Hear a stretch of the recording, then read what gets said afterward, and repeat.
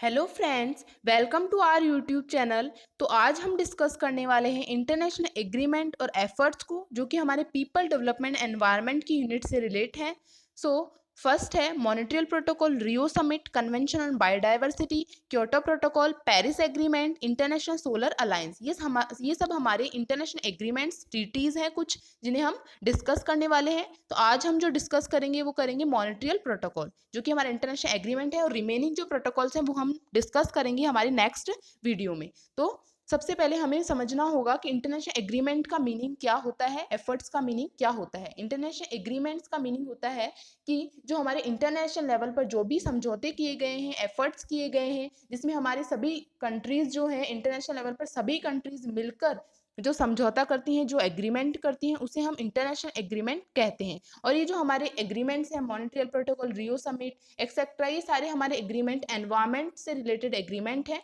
ये सारे एनवायरमेंट से रिलेटेड एग्रीमेंट्स जो हैं वो सभी कंट्रीज के बीच में किए गए हैं। ये सभी कंट्रीज मिलकर इनके लिए काम करने के लिए ये एग्रीमेंट बनाए गए हैं कि सभी कंट्रीज जो है मिलकर काम करें हमारे एनवायरमेंट को प्रोटेक्ट करने के लिए। आज हम पढ़ते हैं international agreement, Montreal protocol. Montreal protocol के बारे में आज हम डिस्कस करेंगे। तो सबसे पहले हमें ये पता होना चाहिए कि मॉन्ट्रियल प्रोटोकॉल जो है वो 16 सितंबर को बना था, और जो 16 सितंबर को हमारा आता है वर्ल्ड ओजोन डे जो है वो सेलिब्रेट किया जाता है। 16 सितंबर को वर्ल्ड ओजोन डे सेलिब्रेट किया जाता है। तो 2019 में जो वर्ल्ड ओजोन डे सेलिब्रेट किया गया था, उसकी थीम क्या थी ये आपको पता होनी चाहिए, क्योंकि करंट का क्वेश्चन बन सकता है। तो इसकी थीम थी 32 ईयर्स एंड हीलिंग, ये इसकी थीम थी। तो मॉन्ट्रियल प्रोटोकॉल भी 16 सितंबर को ही बना था। ओके, सो नेक्स्ट हम पढ़ते हैं Montreal protocol.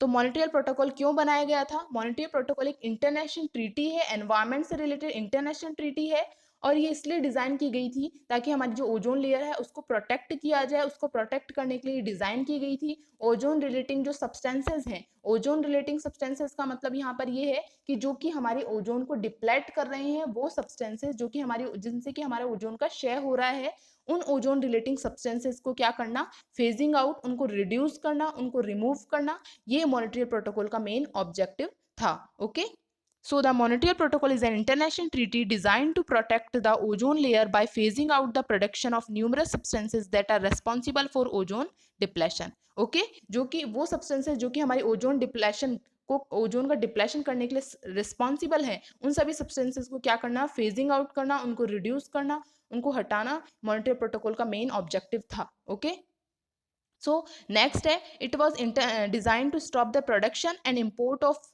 Ozone depleting substances.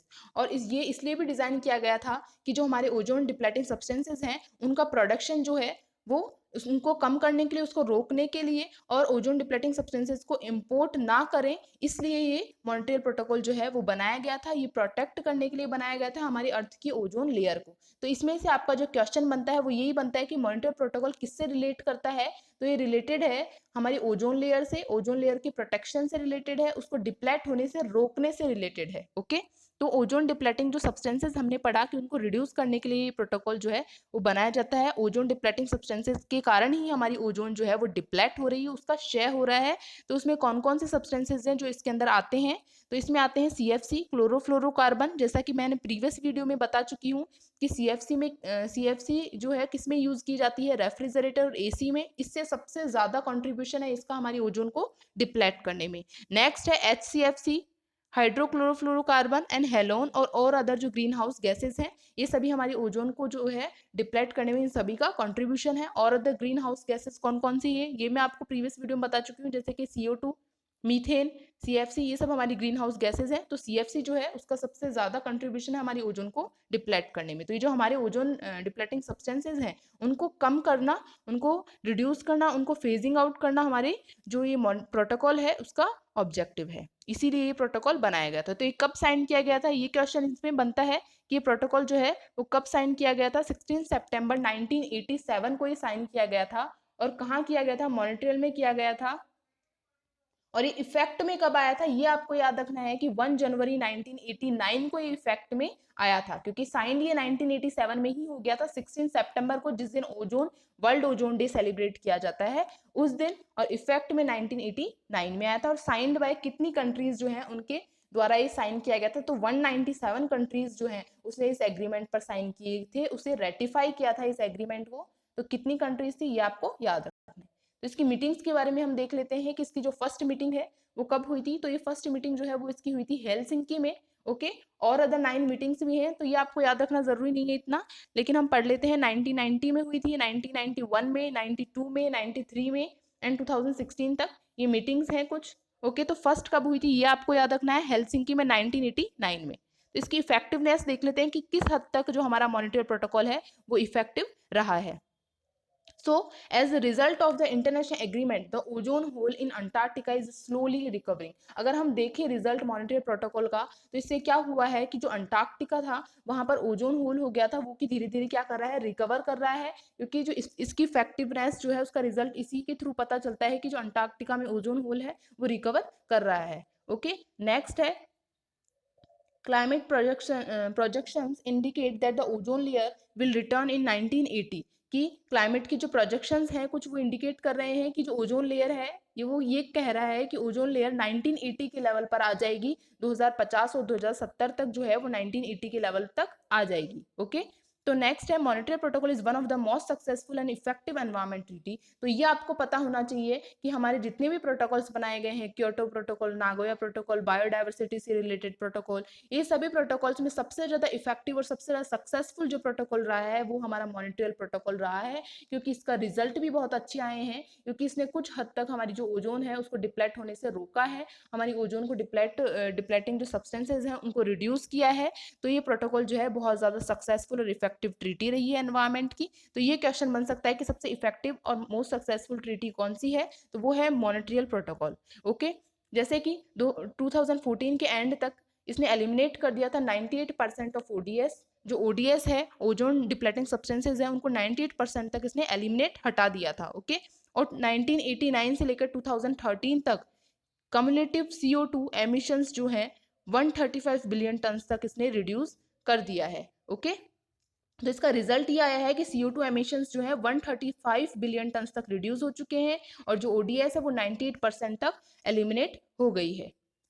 सो नेक्स्ट है the world ozone day celebrate every year on 16 September. Okay, ये आपको पता होना चाहिए कि वर्ल्ड ओजोन डे कब सेलिब्रेट किया जाता है, 16 सितंबर को। और जो 2019 का जो वर्ल्ड ओजोन डे था उसकी जो थीम है वो क्या थी, 32 ईयर्स एंड हीलिंग। ये आपके करंट का क्वेश्चन बन सकता है, तो ये आपको याद रखना है, एटलीस्ट 2019 का आपको याद रखना है। अब नेक्स्ट हम आते हैं वियना कन्वेंशन पर, कि वियना कन्वेंशन क्या है। तो जो वियना कन्वेंशन है वो हमारा लॉ ऑफ ट्रीटीज है, कि जो हमारे इंटरनेशनल लेवल पर जितनी भी ट्रीटीज होती हैं, सभी जो कंट्रीज हैं उनके बीच में जो भी ट्रीटीज होती हैं, उन ट्रीटीज को का लॉ है ये। क्योंकि इस कन्वेंशन के अंदर ये बताया जाता है कि जो ये सभी ट्रीटीज हैं उनको कैसे ऑपरेट करना है, कैसे अमेंड करना है, कैसे डिफाइन करना है। ओके, तो किस तरीके से डिफाइन करना है ये सब हमारे वियना कन्वेंशन जो है वो डिसाइड करता है, इसलिए इस वियना कन्वेंशन को लॉ ऑफ ट्रीटीज बोलते हैं। तो ये आपको याद रखना है, लॉ ऑफ ट्रीटीज, जितनी भी ट्रीटीज बनाई जाती है उनका लॉ है वियना कन्वेंशन। और इसे ट्रीटी ऑन ट्रीटीज भी कहते हैं, क्योंकि सभी स्टेट्स या कंट्रीज के बीच में जो भी ट्रीटीज होती हैं उनको रेगुलेट करने का काम ये करता है। नेक्स्ट है इट एस्टेब्लिश कम्प्रहेंसिव रूल्स। जैसा कि मैंने बताया कि यही एस्टेब्लिश करता है सभी रूल्स को, प्रोसीजर्स को, गाइडलाइंस को, for how treaties are defined, की ट्रीटीज को कैसे डिफाइन किया जाए, कैसे ऑपरेट किया जाए, कैसे ड्राफ्ट किया जाए, अमेंड किया जाए, इंटरप्रेट किया जाए, ये सभी ये एस्टेब्लिश करता है उन सभी के लिए रूल और प्रोसीजर्स। ओके, और आपको एक चीज, ये वियना कन्वेंशन हम इसलिए पढ़ रहे हैं क्योंकि कुछ हद तक जो वियना कन्वेंशन है और जो हमारा मॉनिटरियल प्रोटोकॉल है ये रिलेट करता है, ये आपस में जो है सेम है। क्योंकि जो वियना कन्वेंशन है उसका भी मेन जो मोटो था वो यही था, protection of the ozone layer, ozone layer का प्रोटेक्शन करना। ओके, तो इसीलिए ये बनाया गया था Vienna convention, protection of the ozone layer, इसका भी मेन ऑब्जेक्टिव यही था।